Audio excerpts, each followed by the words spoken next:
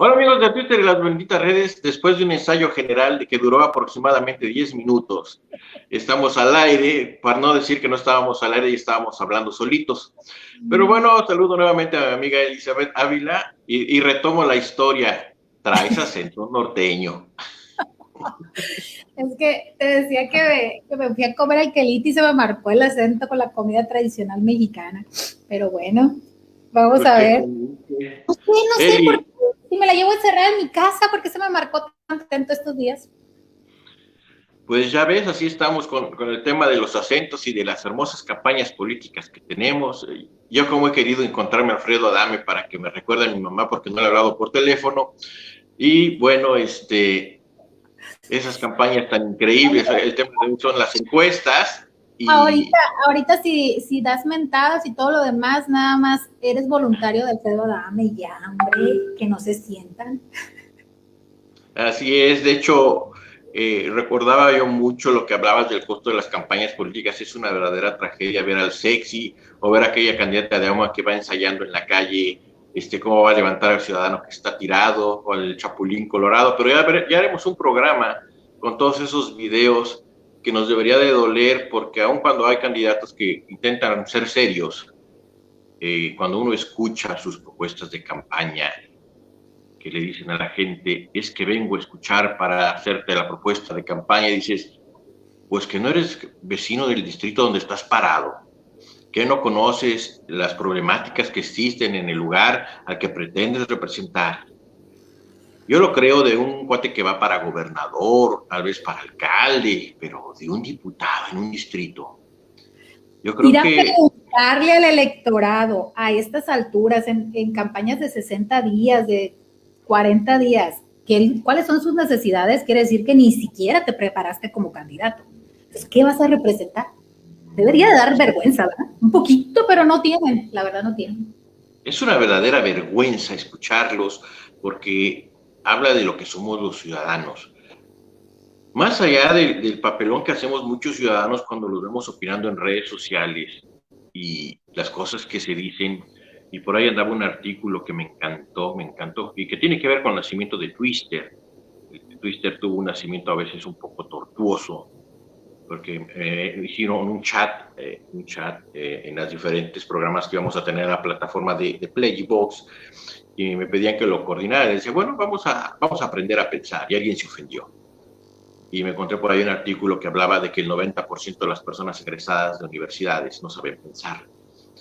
Y artículo científico, y es un artículo científico, y bueno, uno lo sabe porque no sabemos construir con el método científico algo que en Francia los niños de 9 años ya lo manejan.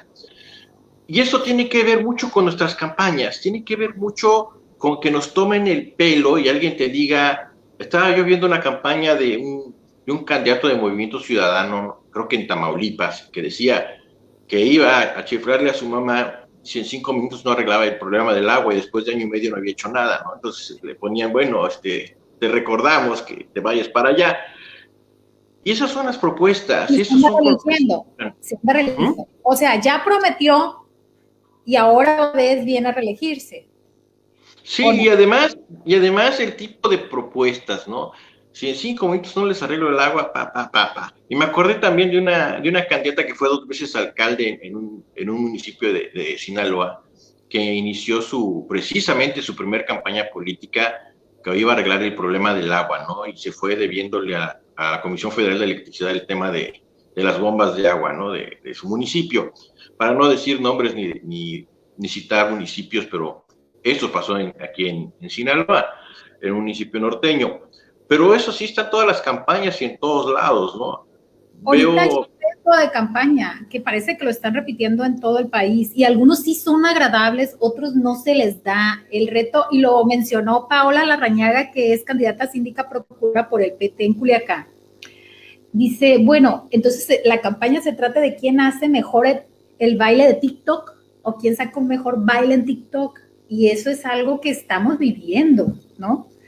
Es muy preocupante, pero a eso más allá de lo que nos guste o no nos guste, en eso se ha centrado en esencia muchas de las situaciones campañísticas actualmente. es una realidad, estamos viviéndolo. Algunas nos parecen chusco, nos dan risa. Creo que era en la idea de venir construyendo imagen. Y hay una máxima que están manejando, que se supone que lo primero que tienes que hacer es que te conozcan, aunque sea con el ridículo, y luego transformar ese conocimiento, ¿no?, en aceptación. Bueno. Yo creo que es una parte del trabajo humano que tenemos que hacer, o sea, mostrar, antes tomaban foto con su familia, aunque todos supieran que tenía otra señora, y yo era muy crítico en esa parte porque aquel que en su vida privada no es una buena persona o no es un hombre honorable, no puede ser un político honorable, un servidor público de calidad. Nos guste o no nos guste, hay una relación directa entre la calidad de tu vida personal y tu trabajo como servidor público. Y entonces tomaban foto con la familia y luego veían a los hijos después de 14 años y decían, ay, hijo, qué tan grande estás, porque nunca los veían, ¿no? Pero tomaban la foto con los hijos. Y aparte del TikTok, pues tendría una gracia si fuera natural. ¿Te acuerdas que tuvimos en un programa aquellos que decían que eran la hamburguesa y las papas? Y y a lo mejor se vale. Y a lo mejor se vale. ¿Qué me hizo tan mal? Al de Guamúchil de Morena. No recuerdo su nombre mal, quiere decir que no anotaron el nombre y nunca se me quedó. Hay una candidata que sale boxeando y que te aparece mucho su comercial en el Facebook. El de marketing no es malo, lo malo es que jamás ponen el nombre de ella, entonces no sé quién es, ni de qué partido es, ni nada. Eso es malo. Pero el candidato de Guamúchil de Morena, no me acuerdo cómo se llama, hace TikTok con sus hijos, tiene hijos jóvenes, como entre 16 y 21 más o menos, porque tiene varios, mi hijito no tiene televisión en su casa. Y es muy de ciertas clases culturales de hijos. Entonces, creo que él lo hace bien, fíjate.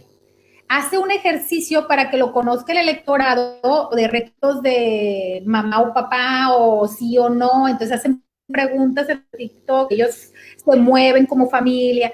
Me pareció, dentro de todas las ridiculeces que hay, que han estado haciendo en redes sociales, la mayoría de los candidatos y las candidatas, se me hizo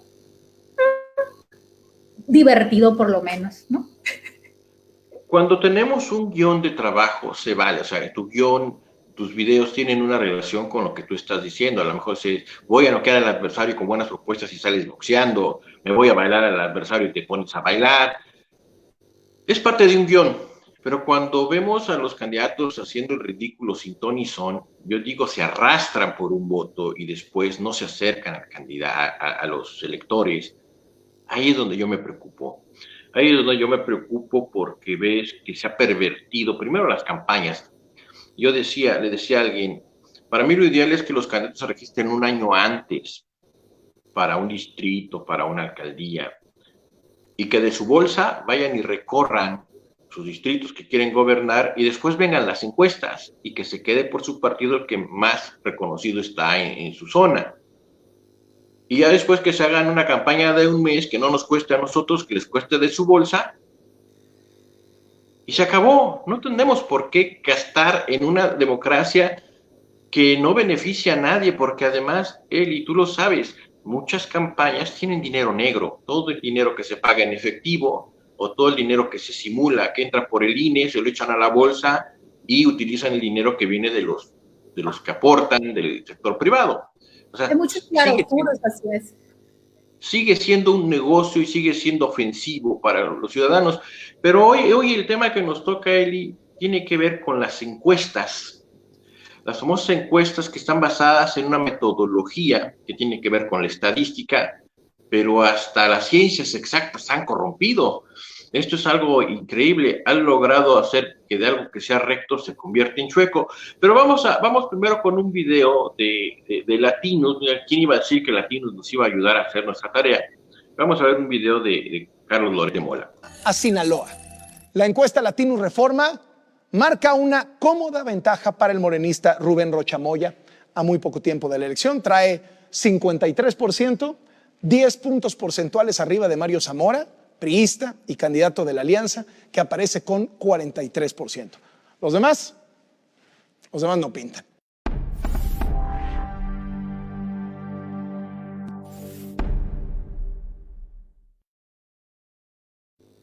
Bueno, hay que invitar a algún compañero que sea para ir analizando encuestas más formalmente, que es muy aburrido, la verdad, pero vamos a decir que es una encuesta. Una encuesta es una medición métrica estadística que te intenta generar certeza a partir de datos duros que se extraen de muestras. Esas muestras, para que sean fiables, tienen una razón, un sentido, un número, un tamaño, aplicables dependiendo, ¿no? Sectorizando, de alguna manera desmembrando la realidad de cada aspecto que se quiera encuestar. En este caso, en las encuestas políticas, lo que intentaban era darte certeza, ¿no? De la tendencia a la votación. Sin embargo, con el paso del tiempo se han vuelto la encuestitis. Hace ya varios años que se empezó a hablar de la encuestitis, se volvió una pieza de marketing político que tiene características muy claras dependiendo de quién la realiza, cómo la realiza y quién la paga. Sobre todo quién la paga, porque en una encuesta, las encuestas obviamente encontraron una línea manipulable, ¿no? Del neuromarketing o la neurociencia, para poder cargar las preguntas en razón de lo que nosotros necesitamos sugerir para que se convierta en una tendencia, vaya, ¿va? Entonces, en el caso de las encuestas electorales o políticas, desgraciadamente, eso es lo que pasa. Y encuestadoras súper importantes como Mentiroski, como ay, se me fue el otro, son como Arias, creo que Arias, o sea, había como 4 encuestadoras que después se descubrieron con demasiada carga de acuerdo al interés. Generalmente, preelección, pueden dar puntajes muy disparados o muy cerrados, y luego los últimos días avientan sus encuestas reales. Que eso fue lo que pasó, creo que en el Financiero, que primero pusieron al candidato del PRI, PAN, PRD, lo pusieron casi igual que el candidato Morena Paz, y después lo volvieron a poner, porque no fue sostenible, no hubo un crecimiento para el candidato del poder, de los partidos en el poder, en este caso Mario Zamora. Me quiero equivocar con los nombres, soy pésima con los nombres, no quiero faltarles al respeto.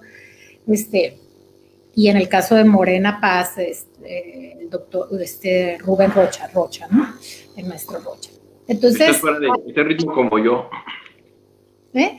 Estás fuera de ritmo como yo. Ya, la verdad. Pero como no hablamos de ellos, se nos olvidan sus nombres. Pero fíjate que la estadística es una ciencia exacta. Lo que no es exacto es la manipulación. La manipulación que se hace de ellas. Porque ni siquiera podemos decir que son las preguntas si están bien o están mal hechas.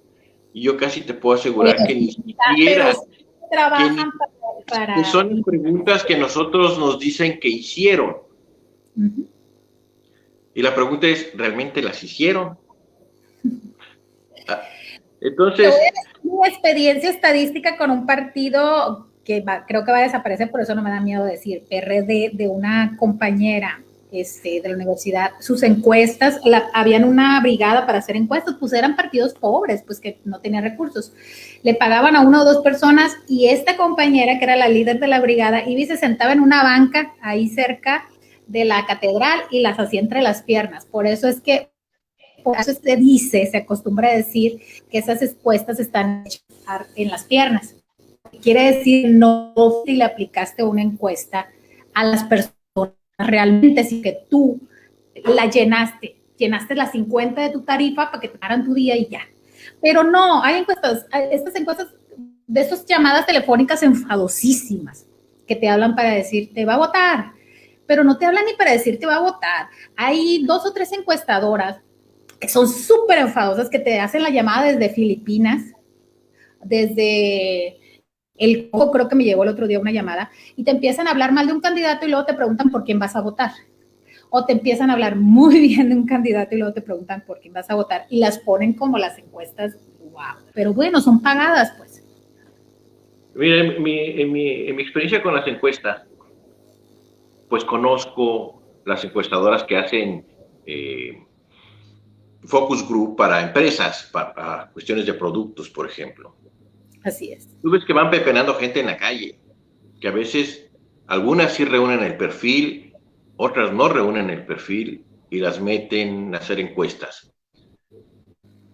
Me tocó ver encuestas como entonces en la calle, que te dan tus cuestionarios y vas en la calle, como tú dices, las llenamos sobre las rodillas. O sea, finalmente el método de la encuesta es muy cuestionable, por eso es que no ves a las grandes encuestadoras como Nielsen, por ejemplo, metiendo este tipo de cosas, porque te queman, porque finalmente hay una desvirtuación, o se desvirtúa, por no utilizar un verbo que no existe, el trabajo metodológico y serio de una encuesta, porque de repente un día amaneces y ves un montón de encuestas, y vamos a ver algunas que tenemos aquí, y empezaba yo con Latinus, precisamente por un hecho, déjame ver si está aquí, si es esta lo que yo estaba buscando, a ver si me sale lo que estaba yo buscando, y si no es que tiene mucha suerte el candidato. Mira, habíamos empezado con Latinus para marcar las tendencias. Es el mismo Reforma quien ataca a Mario Zamora. O exhibe, porque luego se ve como ataque cuando te exhiben. Sí, pero déjame decirte que cuando exhibimos a alguien,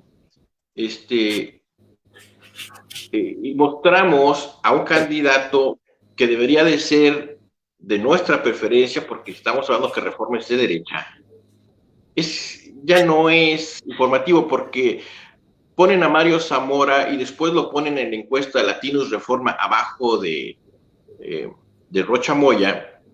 Hay algo ahí, hay una lucha de poder ahí, porque déjame decirte, yo sinceramente no creo que Sergio Torres tenga el 1% de aceptación. O sea, yo no te diría que Sergio Torres pudiera pelear la gobernatura. No, pero no, que tenga no, el 1%, la verdad no levantó realmente ni, y no tiene pero para hacer el 1%, pero para hacer el 1%, yo calculo que anda entre el 5 y el 6. Por eso te digo, o sea, ahí te das cuenta que algo no está como debería de estar. Que la encuesta de Reforma Latinus,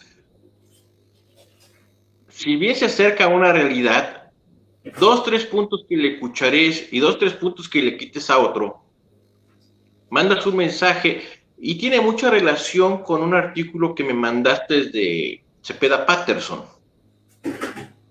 Cómo la derecha no tiene a dónde ir, a dónde encauzar, porque sus partidos están tronados. Y hay una ala del PAN. Los ideales de la derecha no están plasmados actualmente en ningún partido político. Y hace un análisis muy bueno Jorge Cepeda Patterson ahí en Milenio.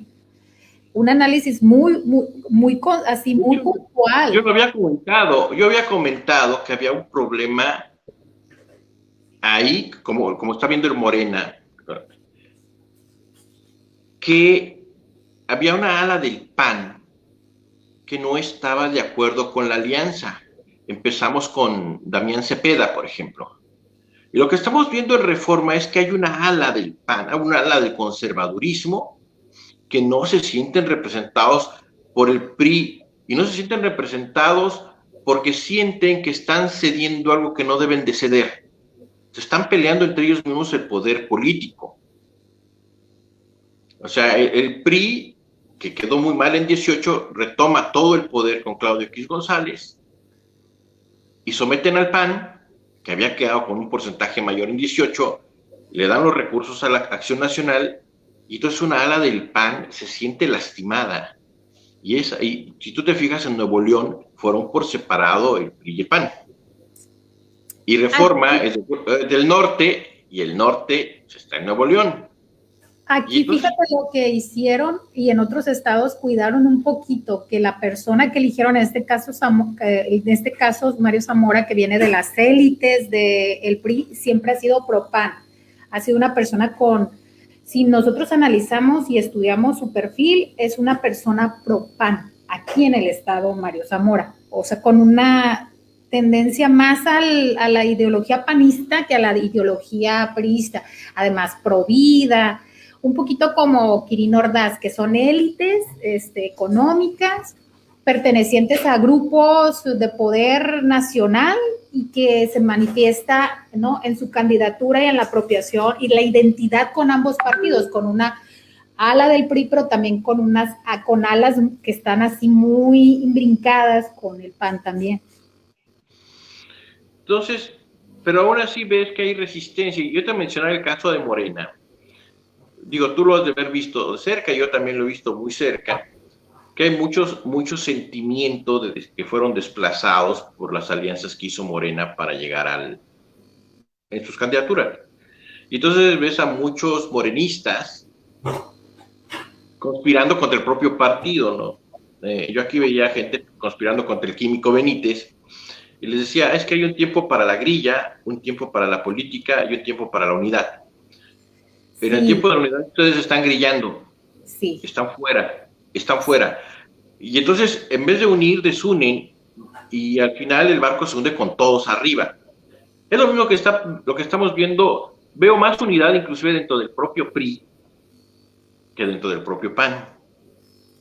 Es entonces, que Cepeda te explica el fenómeno, porque, o sea, hay una orfandad en ideales de mirada de derecha, hay una orfandad real que están cubriendo ideales de pensamiento neoliberal, incluso pro vida, una cosa que no necesariamente es el sentir del pensamiento democrático del PAN. Mira, tú me habías mandado esta encuesta de San Ignacio a un inicio, pero había una encuesta de Mitofsky, donde iba muy arriba, el PRI, y no es creíble. No es creíble.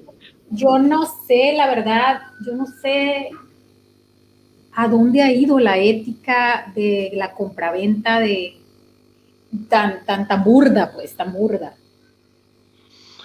Sí, de hecho, seguimos viendo las encuestas mientras platicamos. Esta, por ejemplo, le dice a 3 semanas de las elecciones, Rocha Moya, y están casi parejos, ¿no? Dice 39-35. Esta noticia salió, la vi en Facebook, tú la mandaste, si no me equivoco, es una noticia que tú nos compartiste.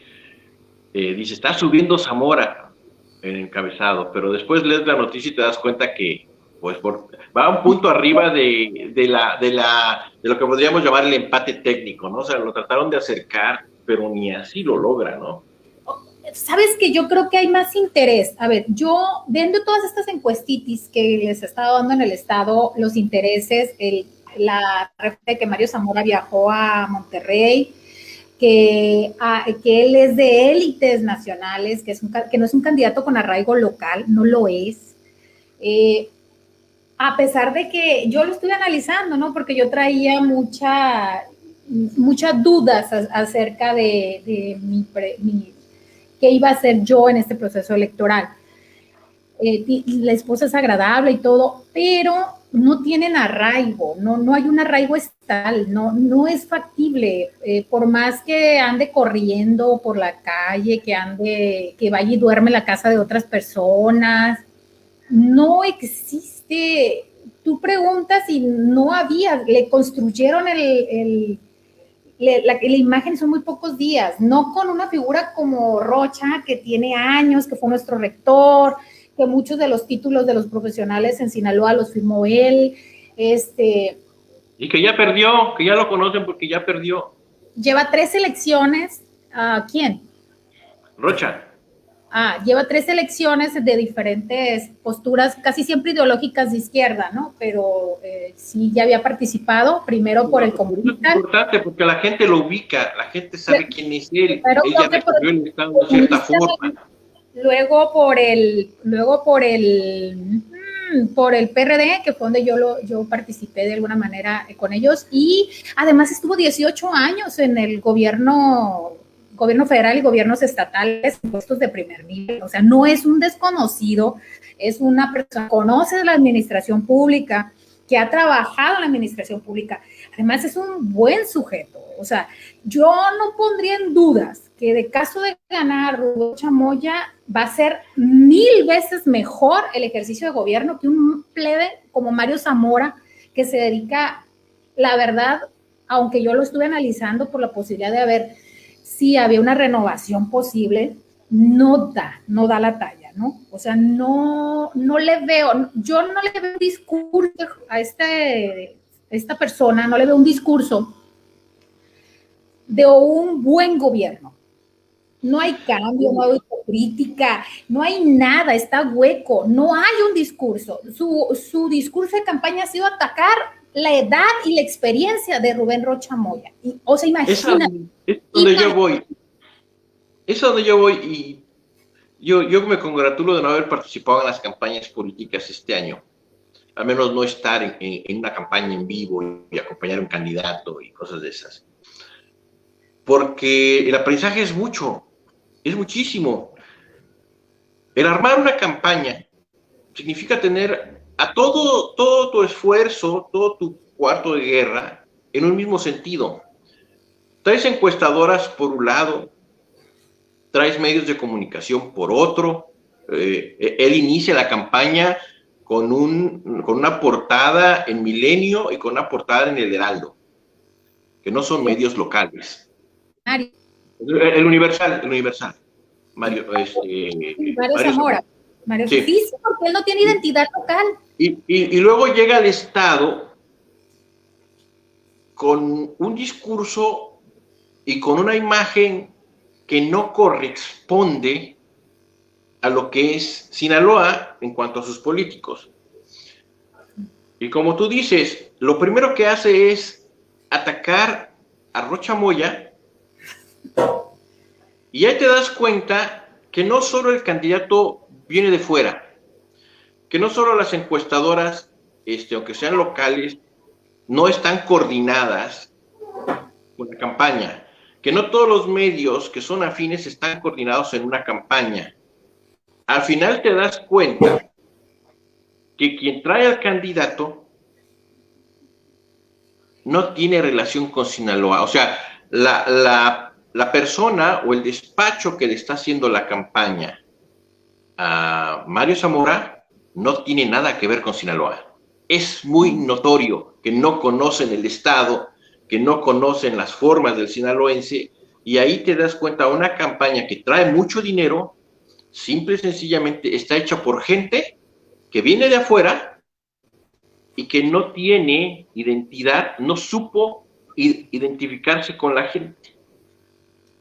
Y no tiene propuesta, no tiene propuestas de peso que tengan que ver con nosotros, con realidades, con situaciones que estemos viviendo o que podamos transformar, ¿no?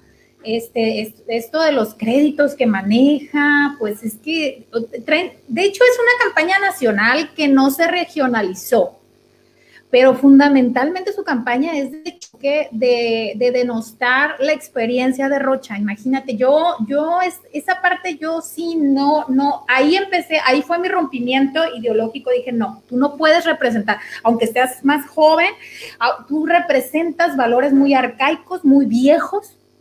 Y luego aparte en el debate del debate, ni modo, es de este pleonasmo porque así se llama el medio de comunicación que hizo.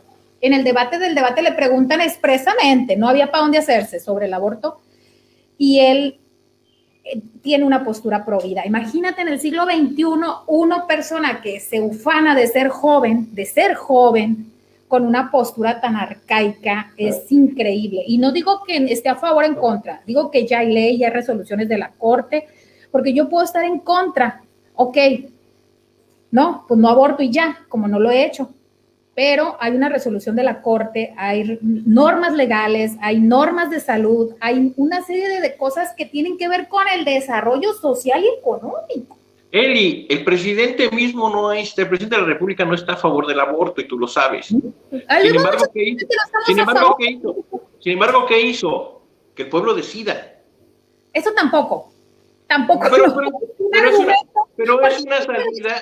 El pueblo no decide, nunca. Sí, mira, pero ante una pregunta directa, y vamos a verlo así.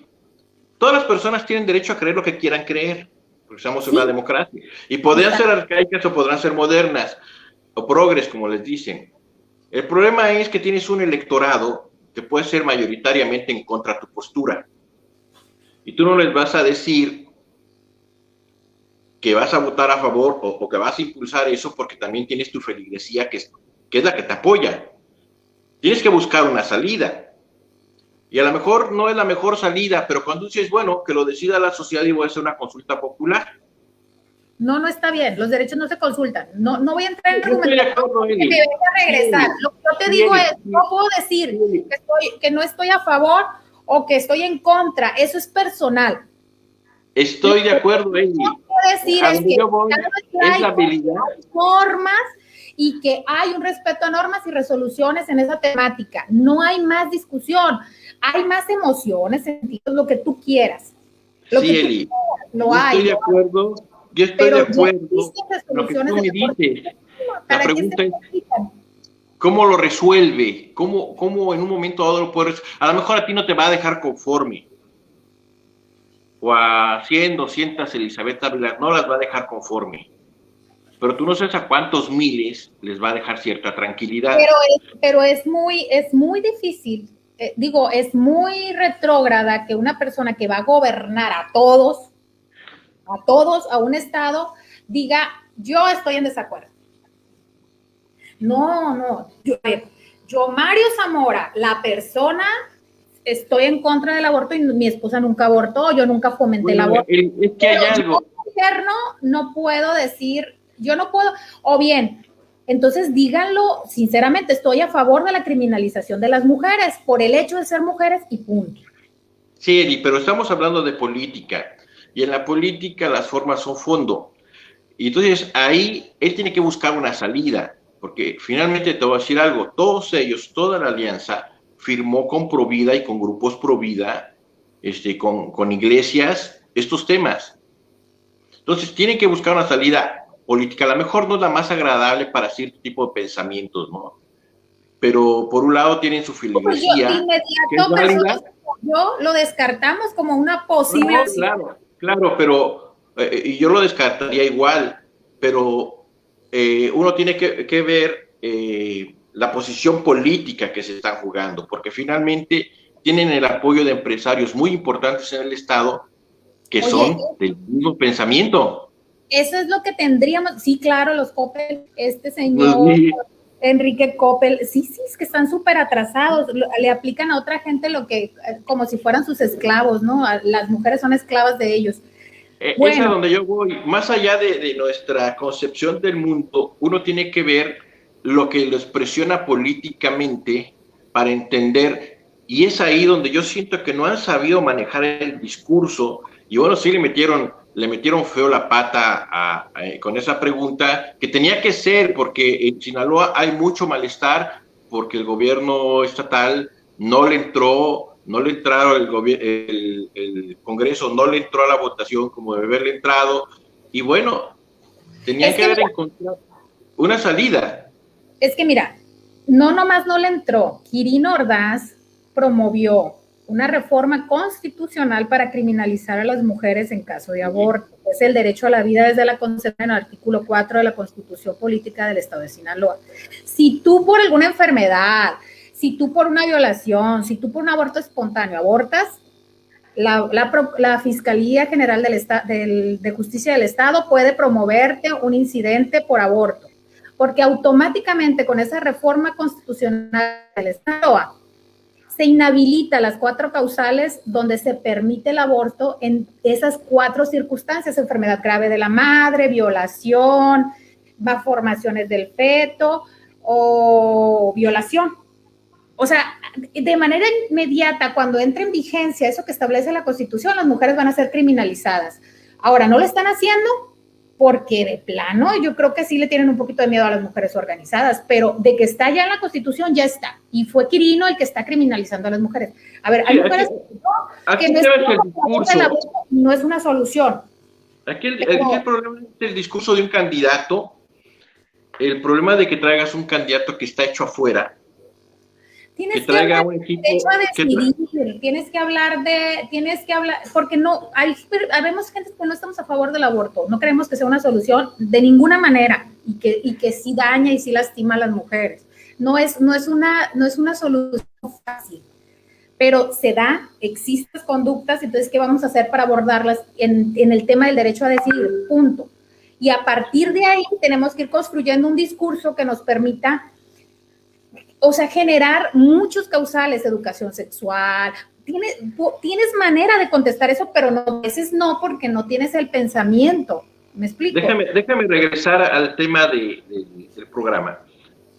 Esto sale porque el candidato no tiene el arraigo, no conoce el Estado, no se acercó más que a una parte de la sociedad y necesitaba los votos de la otra parte que lo sacó el 18 del poder, les ganó las cámaras y les ganó alcaldías. Eso te sucede cuando tu coordinador de campaña, la agencia que trae detrás de ti para tu campaña, no vino a conocer el Estado, porque lo eligieron de última hora, como les ha sucedido en las elecciones a todos los partidos políticos. Entonces, vienen y no tienen el arraigo. Si yo te dijera, por ejemplo, estaba yo leyendo las propuestas ayer de Rocha, y a mí me asombró que casi estaba leyendo algunas que traen las candidatas del PAN, y dices, pues espérame, también hay fallas, sin embargo, no veo tampoco muchas propuestas de fondo, pero sí conoce más el Estado, sí tiene más sensibilidad el sinaloense, sí está más arraigado a la problemática, cómo son los sinaloenses, sus necesidades, porque aquí vive, aquí han vivido, y aquí se desarrolla, y aquí ha tenido sus cargos. Esa es la diferencia entre uno y otro. Rocha no cometería el mismo error o los mismos errores que está cometiendo la estrategia del lado derecho. Y entonces nos encontramos, por ejemplo, cosas interesantes como la encuesta de JP Morgan. A mí me llamó mucho la atención la encuesta de JP Morgan, porque es una empresa, una consultora financiera. JP Morgan es una institución financiera importante en el mundo, y de repente le ponen los ojos a Sinaloa y dice que va 43 contra 28. Aquí las lecturas son muchas, ¿no? ¿Cuál es la importancia estratégica del Estado para que una institución del tamaño de JP Morgan meta la mano con un comentario o nos diga que en sus encuestas va arriba Rocha? Yo le apuesto mucho más confiabilidad, por ejemplo, a una encuesta de JP Morgan, porque evidentemente no son de izquierda, y evidentemente no estaban muy contentos con el gobierno federal, y sin embargo, ahí te está marcando realmente una tendencia que podría ser más real. Mira, en un montonal de grupos WhatsApp, muchos, de conocidos y amistades, están subiendo mucho lo del voto útil en contra de Morena. Ahí tú te das cuenta, ahí tú pulsas, porque todos los días te suben que lleva a tu familia a votar, Estoy hablando de WhatsApp de clase, ciertos niveles sociales, ¿no? Amistades de los colegios y eso. Entonces, no es factible toda esta encuestitis ni el empate técnico. Yo siento que más bien quieren salvar de alguna manera el que se hunda en la elección federal. No sé si me explico. Yo, por ejemplo, hasta ahorita no sé quién más está compitiendo en la elección federal. No he visto muchas campañas tan fuertes para quienes van a los espacios del orden federal, que serían los importantes. Como si vieron que ya no hay una posibilidad, que ya la tendencia es, uno, a llamar, a animar a su voto, que es el voto útil que le llaman ellos, tanto de panistas como priistas, perredistas, si es que queda mucha gente que todavía se identifique con siglas y no con personas. Y este llamado así a votar, a llevar a tu familia a votar, yo lo veo, para mí es un mensaje claro de que obviamente no tienen esa seguridad, esa certeza de que sí compraron como con 10 o 15 encuestadoras X. Mira, hay encuestadoras que lo hacen en Facebook, que ponen 3, 4 líneas y dicen, ¿tú por quién vas a votar?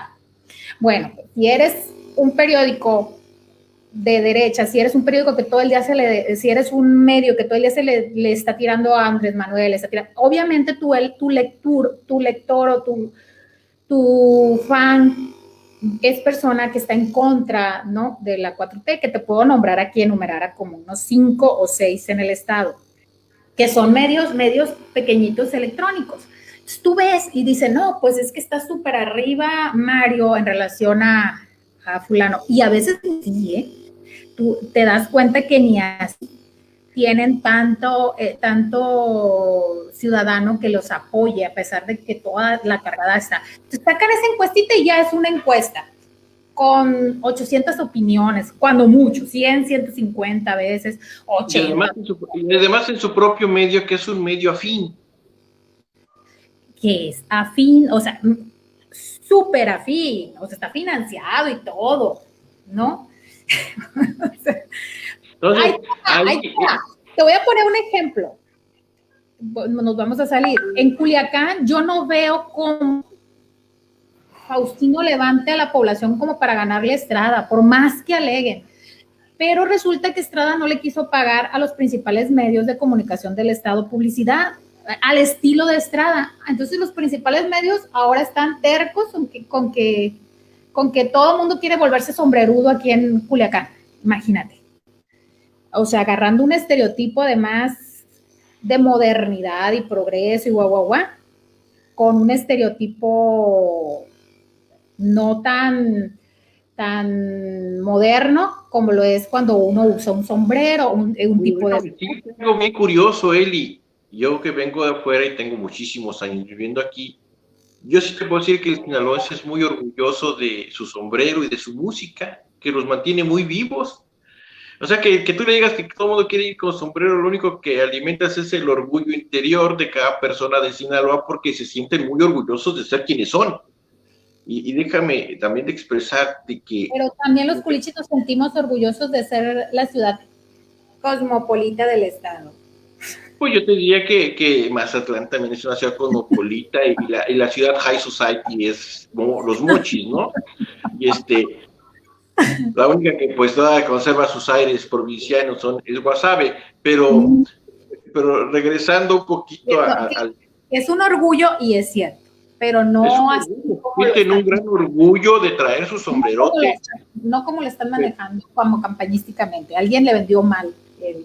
Pero déjame decirte, Eli, que al revisar las campañas, yo le decía a alguien que andan muy perdidos las campañas políticas, que no traen propuestas. Por ejemplo, me decían, ayer escuchaba una candidata que decía, vamos a luchar porque nos devuelvan lo que nos quitaron. Y entonces tú ves las propuestas y dicen, las guarderías que tenían 200,000 niños extraviados y que utilizaban los permisos como pago de favores políticos.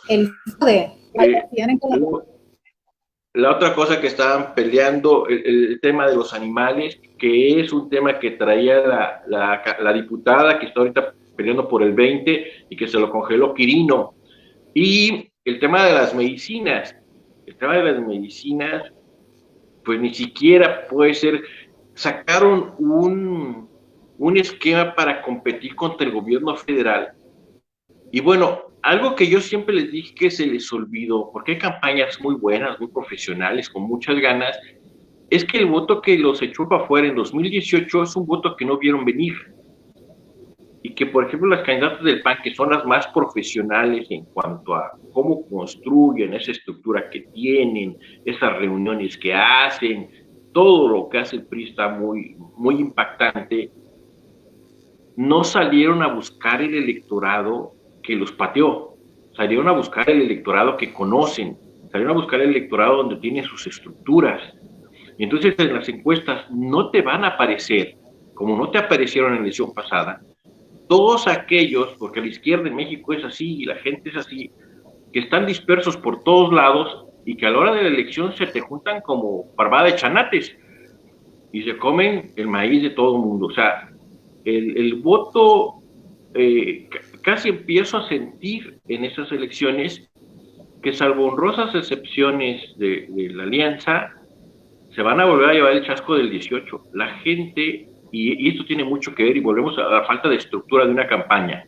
Mientras Claudio X González sale y nos dice que quiere quedarse con el Congreso para quitar los programas sociales, los candidatos salen a regalar tinacos y despensas a la gente a la que le estás diciendo, por otro lado, que les vas a quitar sus pensiones. Así es. Entonces, en ese choque, aunque Morena no hiciera campaña, la campaña del silencio a veces es más efectiva cuando no tienes nada que decir. Sigo viendo que mucha gente que está dispersa, que no es localizable tan fácilmente, es la que va a hacer la diferencia. En 18 así fue. Los candidatos del PRI alcanzaron sus mismos niveles de votación y sin embargo fueron superados por el doble porque la votación en el estado fue histórica. Y pero sí necesita todos los candidatos sacar a la gente a votar, porque por más que alguien vaya súper arriba, con esta polarización tan grande que se observa en las encuestas y la alta y muy densa tendencia de no sabe, no contestó, o no le gusta, o no quiere, esa sí es preocupante. A mí siempre, desde el principio yo te dije, desde que empezó las campañas, el alto índice de no sabe, no contestó, o no tiene candidato, es demasiado. Esos son los mismos, lamentablemente no tengo ejercicios de la campaña del 18, pero casi te podría decir que esos fueron los que al final decidieron la elección.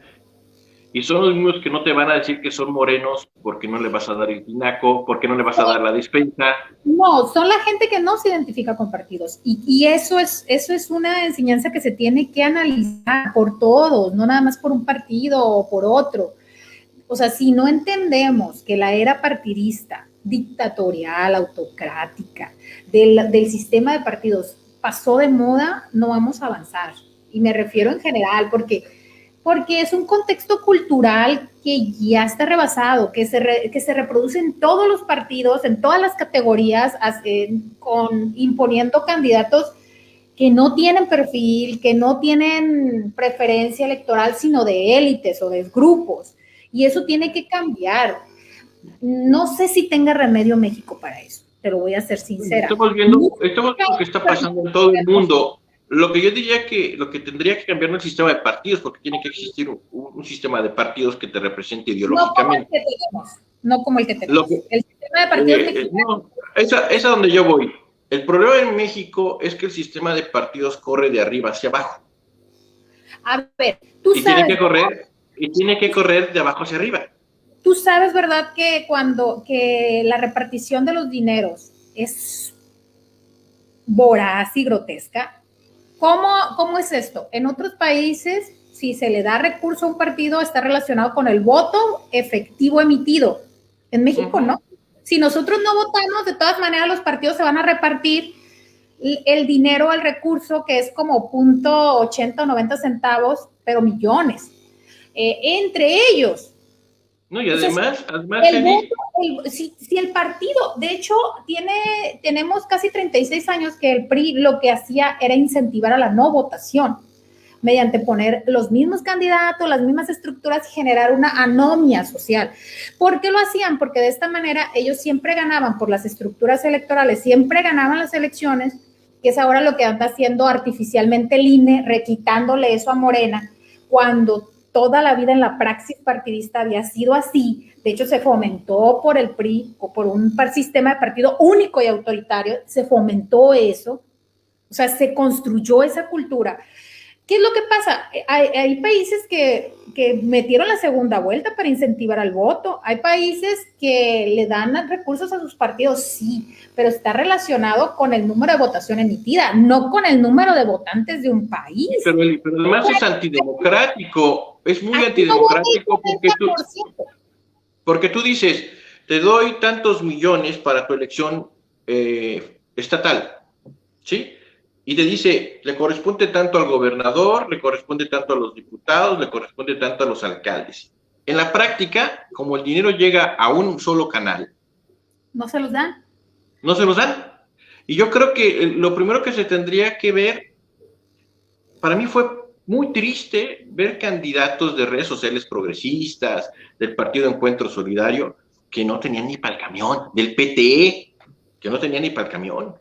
Y a mí me tocó del PT la elección pasada, una niña, una vecina de mi mamá, una jovencita que no tenía nada. Lo único que hizo el PT fue tomarle foto, agarrarle el nombre, meterle para tener representación, y jamás, ni siquiera una playera le dieron. O sea, nada más fue el montaje, y lo sé porque fue una vecinita. Yo me quedé así. Esto es lo que destruye la democracia. Mira, cuando yo empecé en estos temas, ¿quién se quedó con el recurso que iba para esa candidatura? A mí me invitó Jesús Valdés a su campaña, pero pues tú sabes que yo no soy del PRI. Y dije no. Pero me invitaron al panel. Me contrataron como un empleado más para capacitar a sus candidatos. Me tocó la candidata que era en Culiacán, que traía muchísimo dinero, que eso es un gravísimo problema. Una del Mocorito, pobre mujer, no tenía, bueno, le renunció hasta la suplente. Llegó un tipo, ahora sí, con un sombrero, y dijo, yo soy de la experiencia, y yo la voy a coordinar, y la pobre mujer ni siquiera llegó a las elecciones. Y me tocó una candidata en Mazatlán, que cuando yo llegué, pues yo nada más venía a ayudarle a que hablar en público y hacerle sus discursos y el rollo, y de repente llego una noche, me sientan en una mesa y me dicen, tú eres el coordinador de la campaña, ya vienen los del PRI, los del quién sabe quién, y vas a arreglar lo de los debates. Ahí fue cuando yo me inicié en la política, de esa manera, y en mi ingenuidad aprendí muchas cosas, vi muchas cosas, y siendo desconocido y con otra mentalidad, porque vengo de otro lugar, pues pude observar la malicia, por ejemplo, en los debates que están arreglados. Estaba acordando el debate de Samuel, que lo dejaron solito. Nosotros vivimos en Mazatlán uno igualito, nada más que a mí me tocó con el candidato del PAN, que la Canaco le había arreglado el debate, y no tenían con quién debatir. Y dije, sí, vamos, pero vamos bajo nuestras condiciones. Y rájale, una candidata que era maestra, que en su vida se había parado, le ganó el debate al candidato del PAN. ¿Por qué? Porque pues, me tocó jugar en mi terreno, y el candidato que ahora va para la alcaldía de Mazatlán por Movimiento Ciudadano, y que fue candidato del PAN para la gobernatura la vez pasada, pues no pudo, y a mí me daba mucha risa porque me lo encontraba yo en Culiacán, y dices, ¿te me haces conocido? Digo, sí, lo saludaba, yo me reía por acá, pues sí, no te acuerdas de dónde, pero yo sí. Ahí aprendí que los debates que organizados por las cámaras tienen los dados cargados, por ejemplo. Por eso es que nadie fue al debate del norte. Y yo, aprendiste que no te diste cuenta cómo los estructuran, por ejemplo, el debate que hicieron todos contra Rocha. No, pero acuérdate que te estoy hablando que en 2012 yo no me dedicaba a temas políticos, y ahí aprendí en 2012 cómo se manejaban las campañas y cómo los actores políticos juegan. Y entonces, si las cámaras juegan con los dados cargados, que a ti te mandan tus preguntas una semana antes, y a los otros candidatos 24 horas o una noche antes les mandan las preguntas para el debate, y el día del debate les cambian las preguntas. Entonces ahí te das cuenta que la democracia es una terrible simulación, y que lo que estamos viendo es el fin de un sistema, el fin de un tiempo. Pero no es la democracia, es la cultura política de impunidad y corrupción en México. Que la democracia que tenemos, la democracia que tenemos. El remedo de democracia, porque no es una democracia. O sea, democracia es otro, el concepto de democracia es otra cosa. Sí, sí. Nosotros tenemos esta democracia construida pro cultura a la mexicana o con mexicanidad, que nos construyó un sistema de partido hegemónico llamado PRI. Sí, pero había que retomar la verdadera historia de todo esto, Eli. Acuérdate que cuando dicen que la guerra de la revolución, que Madero era un burgués, es que la burguesía ya le estaba peleando el poder a Porfirio Díaz, y luego viene la guerra de revolución con la guerra civil, con los que asesinan a Madero, Y pues como decía aquel caricaturista, pasamos de don Porfirio a doña Porfiria. El PAN, el PRI en realidad era un partido que a los empresarios les convenía, y desde ahí se construye el remedio de democracia que teníamos en México, y desde ahí hasta hoy, que afortunadamente, si tenemos suerte los mexicanos, hoy que los empresarios, algunos malos empresarios están metidos hasta las chanclas en la política y todo el mundo los está viendo, están destruyendo. Va a ser muy difícil sacar este país adelante y construir un nuevo sistema democrático, pero al menos estamos ante la presencia, y esa es mi impresión, de la destrucción de lo que durante casi un siglo imperó en México. Con o sin Andrés Manuel, lo que estamos viendo es el fin de una era, el sistema de partidos políticos, de democracia, y si tú me dices, nos quedan algunos minutitos nada más, es que el PRI y el PAN perdieron la oportunidad de renovarse. Yo leía a alguien, y no me acuerdo quién, que hablaba de que en 2 años Andrés Manuel López Obrador había destruido México. Y yo volteaba y dije, caray, nadie en 3 años endereza algo que torcieron 90. Y a lo mejor Andrés Manuel no es el mejor presidente del mundo, a lo mejor Andrés Manuel no es el indicado, pero sí es el dique que puede permitir la reconstrucción de los partidos políticos de oposición, y pudiera ser el inicio de una nueva vida democrática con otros partidos o con partidos renovados que le dieran a México al menos de esperanza. Segunda vuelta, un sistema de partidos menos voraz, un sistema de partidos sin la intromisión de las élites que lo tienen como autoritario y hegemónico, un sistema, y no me refiero solamente ya al PRI, ¿no? Me refiero a la forma en que se conduce la democracia partidista en este país, que no pero la... Fíjate, si no pero fíjate que ya no son todos los empresarios, menos fuera, mande. Ya no son todos los empresarios, yo creo que ya muchos empezaron a desmarcar, porque esto se convirtió en un conflicto internacional por el tema de partidistas, no me refiero necesariamente a los empresarios. No, digo, finalmente estamos viendo la destrucción de todo un sistema de emergencia perversamente construido. Caduco, donde vamos a ver, boleto, retrógrado. Donde vamos a ver caer los institutos autónomos, que para mí siempre fueron la sobrerepresentación del sistema empresarial, escondido ahí para limitar el poder del voto popular. De la sociedad civil, que son mentiras, es una falacia. Sí, pero era una manera de limitar la elección popular. O sea, puede llegar un presidente con mucha popularidad, pero a través de los organismos autónomos lo tienes amarrado de manos. Vamos a ver la caída, pero no solo en México, lo vamos a ver en el mundo. Eli, se nos acabó el tiempo, tenemos un buen programa, pero te prometo que voy a buscar esos videos de los candidatos bailarines. Sobre las encuestas hay que decir una gran verdad. Otrora, la certeza de las encuestas, hoy, la veracidad, la constancia, la realidad, hoy es pagable. Hay encuestas serias y hay encuestas patito. Yo ahorita les puedo levantar una encuesta y ponerles ahí en Face. ¿Usted por quién votaría? ¿Por Rocha, que es la esperanza de cambio en el Estado, o por Mario Zamora, que es lo mismo de siempre? Y ustedes me votarían. Pico. Las encuestas son eso. Son tan creíbles, que se quiere ver. Tan creíbles como la imparcialidad de Ciro Murayama y Lorenzo Córdoba, próximo candidato presidencial para el 2024 de la derecha. Pero bueno, Eli, me dio mucho gusto saludarte y te prometo que vamos a construir otro programa donde hablemos de los chistosos de esas campañas, de esos chistosos políticos que tenemos. Un saludo para todos y que tengan muy bonita tarde. Amor y paz.